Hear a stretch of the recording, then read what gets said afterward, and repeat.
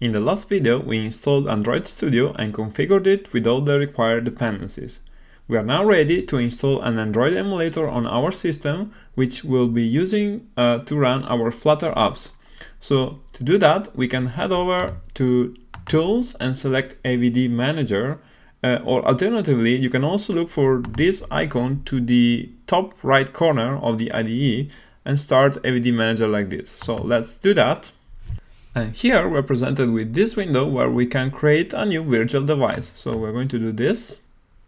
Now here we get a list of all the possible devices that we could choose to install. So here I will just stick with the default, which is a Nexus 5S, and it's nice because it's got a large screen. So I'm going to click Next. And the next thing that it's going to tell me is to select a system image. Now this is the Android version that is going to be installed and run on our device. So I'm going to go with the recommended value, which in this case is Android Pie, and I'm going ahead to download this. So once again, I accept the license and I just let it download all the required files. This might take a little bit of time, so I'm going to take a quick break and I'll be back with you once the download is complete. Okay, so now that the download is complete, we can hit finish and we are now ready to select our system image that we have downloaded. And here is where we can finalize the creation of our emulator device.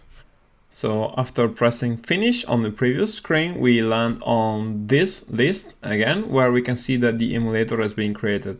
So the next thing we can do is to actually try to start the emulator, and we can do that by this button over here.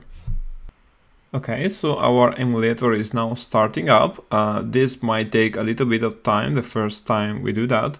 So we're just gonna let it complete and we'll be back once the emulator is up and running.